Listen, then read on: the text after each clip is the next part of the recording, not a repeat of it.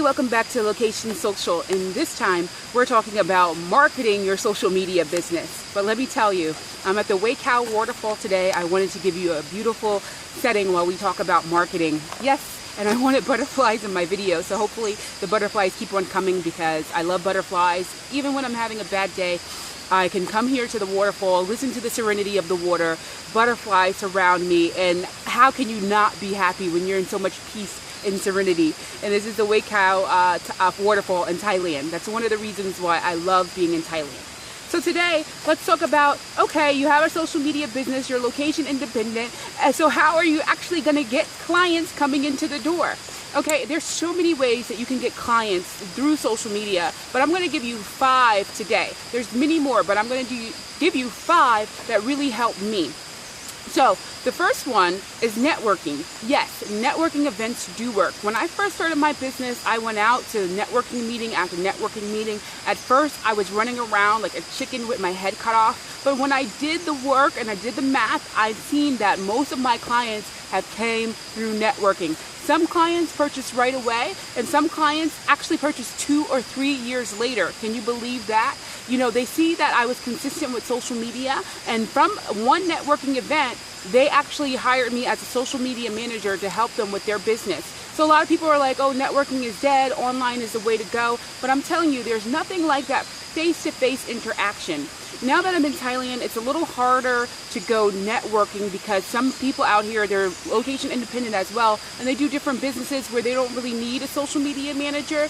But if you're in a place where you can go networking, because location independent doesn't have to be out of the country, it can actually be in a state that you always wanted to go to. I said, if I ever go back to the States, I'm going back to San Diego, California, you know, to be near the beach, or Miami, somewhere near the beach. I know that for sure, okay? So basically, if you have a strategy to go networking, and you don't really need to go to 10, 15 networking events a week, you could only pick 1 or 2 and go there consistently. Pick one day out of the week to go to your networking event, make connections, because to tell you the truth, it took me about 6 months to get a client from networking. It depends on, it took me for social media, it took me a long time to build that connection, that relationship and rapport, but they seen that I was consistent, they seen that I got other clients, and the other clients gave me testimonials. So pick one networking event that you can go to today and stick to it and start marketing your social media services. Second, speaking. There's so many ways that you can do speaking. You can actually speak at the networking event that you go to. You can go to organizations that maybe need help with social media and marketing. Pitch yourself that you can speak to their audience for free. What else? You could speak at business events and live events. Start pitching yourself to potential people where you can speak and get in front of their audience, okay? And speaking doesn't actually have to be you pitching yourself all the time. You can actually create your own speaking events. Like, that's what I did. When I started my business, what I did was actually started doing teleseminars. I did teleseminars more than I did webinars. But teleseminars, letting people know that what I have to offer, the social media, to see if they want it to be a social media manager. Also, you can also do workshops. When I first started my business in Las Vegas, I was doing workshops. And what I did was a workshop where you actually get about 10 or 15 people in the room. I had 10 or 15 people in the room, charged them $27 per person, did a workshop for about 90 minutes, told them everything they needed to know about social media, but did not overwhelm them. And at the end of the workshop, I invited them to sign up for social media management services where I can actually do the work for them. And guess what happened during my workshops? I got clients to sign up for my monthly services. Some paid month to month in advance, some paid month to month, some paid 3 months in advance, some paid 6 months in advance. So if you're going around and you're trying to get speaking gigs with organizations and it's not working, do me a favor and host your own workshop. Find a location, find a place in your area, in your neighborhood. There's places all around, that hotels, libraries, Panera Bread, restaurants. There's places all around that can help you do your workshop. And sometimes they'll actually let you do your workshop for free or a really, really low price. Oh my God, I'm so scared of birds, and this pigeon is coming over here. I don't like birds. Shoo, shoo, pigeon, shoo. But anyway, On another note, the next thing you can do, as far as, sorry, because let me stop this. I'm not going to edit the video because you can see how scared I am of birds, and I don't know why this bird is next to me while I'm shooting my video. But anyway, I don't want to get off in a tangent. He left. Okay, face the fear, right, and do it anyway.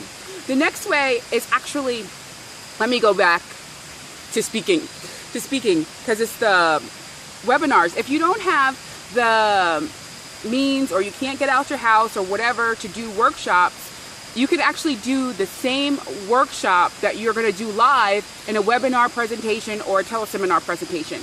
That's basically what I did. So when I did workshops, and then I decided that, hey, I'm tired of, going out the house and doing workshop and doing live events, and I want to reach a larger audience, let me go ahead and go to doing webinars and teleseminars. So I did a lot of webinars and teleseminars. I did a lot of webinars and actually teleseminars with the same kind of content. And guess what happened? You get clients from teleseminars too. And not only that, the clients are not in your local area. They're all around the world, all around the country. And that's that. So think about the ways that you want to speak for your business. Maybe you want to go to organizations. Maybe you want to do workshops. Maybe you want to do teleseminars. Maybe you want to do webinars.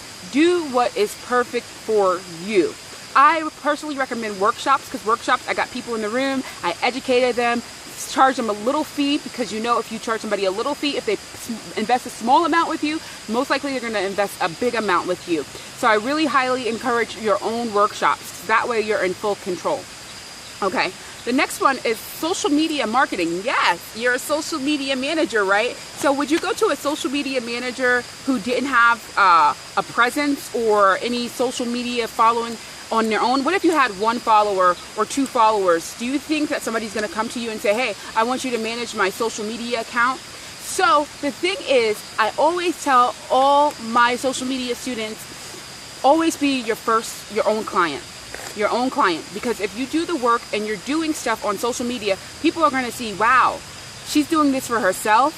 I wonder if I pay her or him and what she's going to do for me. I see that she's consistent. I see that she's posting daily. I see that she's posting relevant content.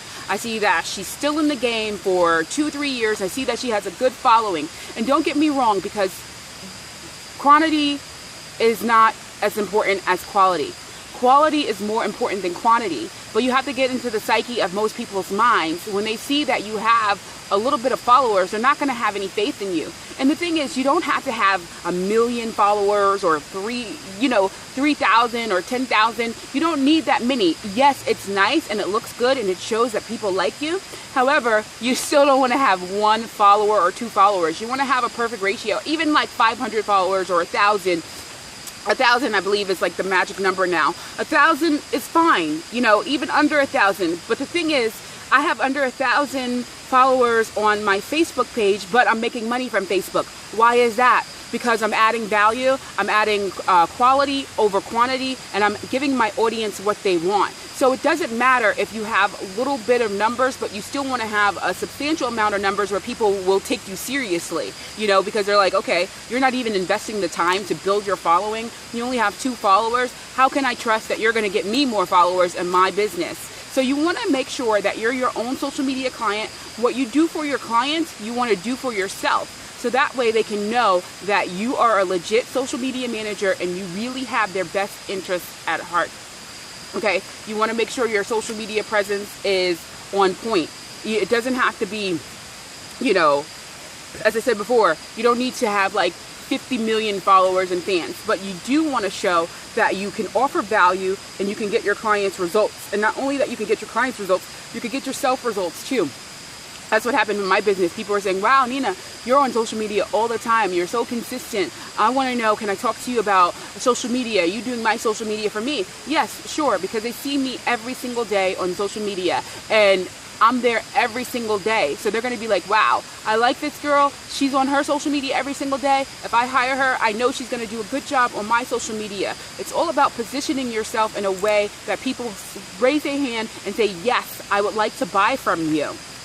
Okay, The fourth way that you can actually get clients through social media is through blogging. I can't say this enough. Blogging and having your own website is the most important thing that you can ever do, because here's the thing, well, you have a social media presence and you're on social media and you're on Twitter and Facebook and all that kind of stuff, it can blow up at any day and any given time, and you'll lose all your followers and all your fans. However, if you have a blog, you're in complete control of your blog.